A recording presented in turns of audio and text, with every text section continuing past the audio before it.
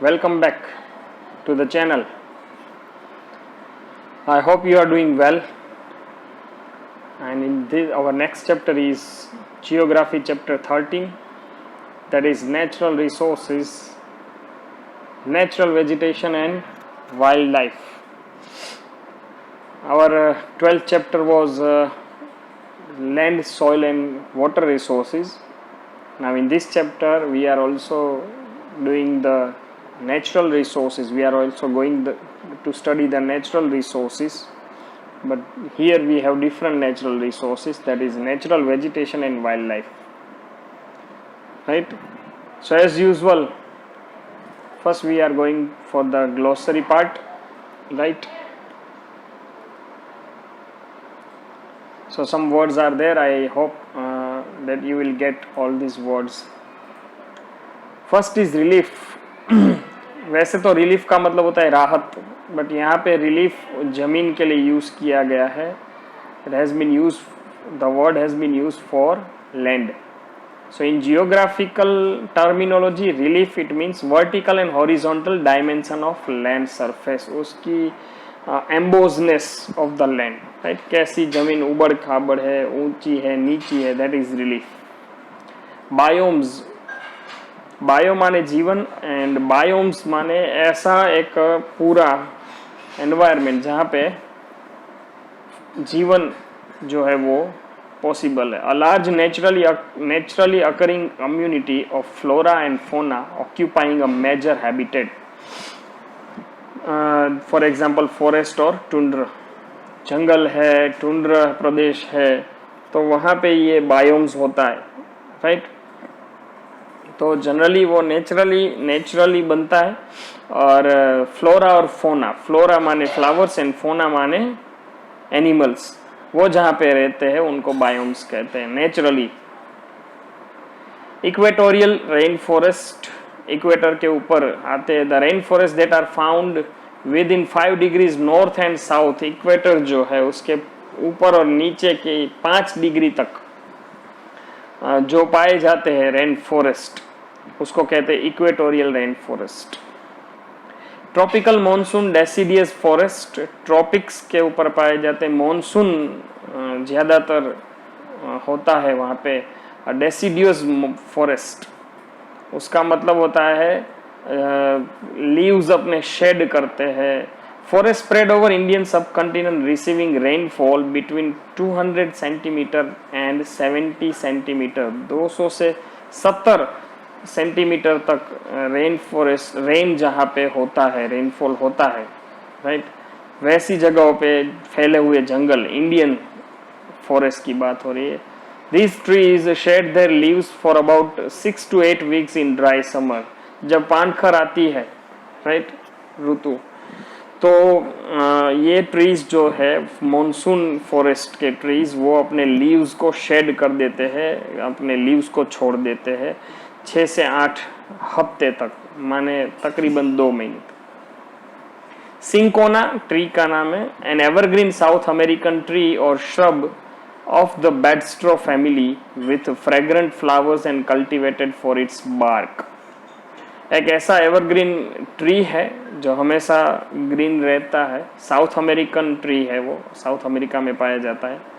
Shrub भी कहते हैं, वनस्पति कहते हैं. Of the bedstraw family, straw bamboo type का, वहाँ उस फैमिली का ये ट्री है जिसमें फ्रेग्रेंट फ्लावर्स होते हैं, काफ़ी खुशबूदार फूल उगते हैं.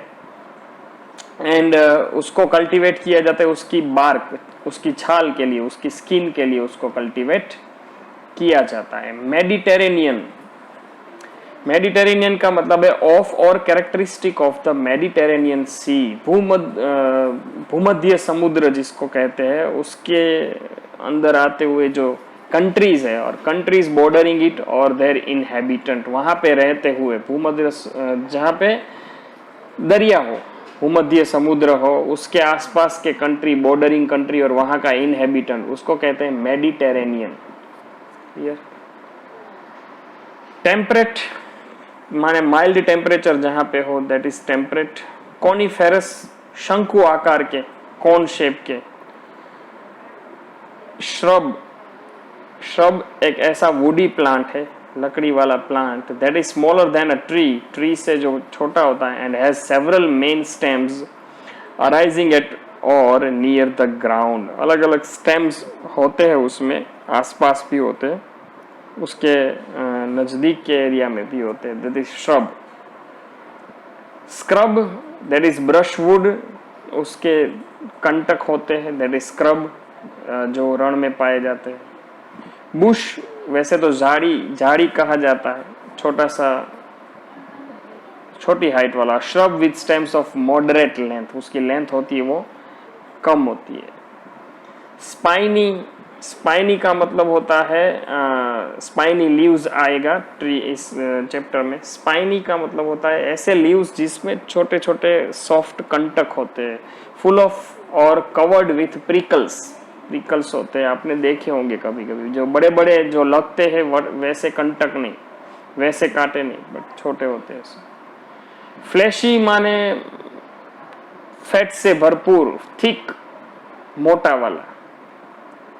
टफ्स का मतलब होता है बंच ऑफ ग्रास, घास का बंच। कोर्स माने रफ।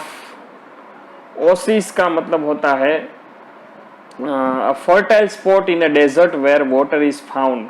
रण में भी कभी कभी कुछ जगह ऐसी होती है जहाँ पे पानी मिलता है, तो ओसिस का मतलब वही है, ओसिस ऐसी फर्टाइल स्पॉट जहाँ पे पानी है। सकलेंट माने ज्यूसी, सकलेंट लीव्स होते कुछ ट्रीज के। प्रीडोमिनेंट, मेन, प्राइमरी या चीफ, मुख्य जिसको कहते हैं, मुख्य तौर पे पाए जाते हैं। कन्फाइन मतलब रिस्ट्रिक्ट कर देना, right. So some students were confined not to use the compass box, restrict कर देना।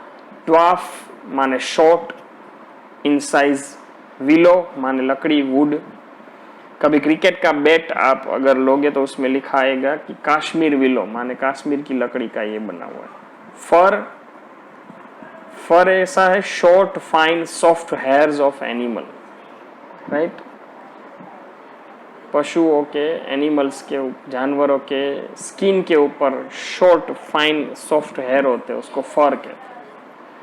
श्योर फुटेड माने ऐसे प्रैक्टिस वाले पैर जो फिसलेंगे नहीं, डोंट स्लीप और फॉल, राइट। हैबिटेट माने जगह रहने के लिए। Tubers a much thickened underground part of a stem, stem का अंदरूनी पार्ट उसको ट्यूबर कहते हैं, जिसको कंद कहते हैं, कंदमूल कहते हैं, जिसका अंदर उगता है। पोटैटो जो है, राइट, ग्राउंड नट है, वो स्टेमर ट्यूबर है। वॉन्टन का मतलब होता है डेलिबरेट, इच्छा होना, राइट, जानबूझ के करना। सीडलिंग्स माने प्लांट्स। डीमार्केट सीमा चिन्ह करना, राइट, किसी चीज को डीमार्केट कर देना कि भाई this is for particular this purpose, can not be use for other purpose, that is called demarcate. Encroachment माने अतिक्रमण, अनऑथोराइज एंट्री, कहीं पे जाने की एंट्री ऑथोराइज नहीं फिर भी कर देते, दैट इज एंक्रोचमेंट। एक और वर्ड है दबाण, माने रोड रास्ते पे कोई ऐसे हैंड कार्ट लेकर खड़े हो जाते और ट्रैफिक में बाधा डालते हैं, तो दैट इज एंक्रोचमेंट। जगह हमारी नहीं है फिर भी हम उसमें चढ़ बैठे हैं, तो that is encroachment. Emanate spreading out from, right, जैसे नाले में से गटर का पानी बाहर आता है, दैट इज एमेनेटिंग। एक्सटिंक्शन माने विनाश होने की कगार पे हो, on the verge of getting finish. And dwindle it means diminishing gradually, धीरे धीरे खत्म हो जाते, that is diminish, dwindle. Clear? So this is glossary, let us get started for the chapter. See you in the next video.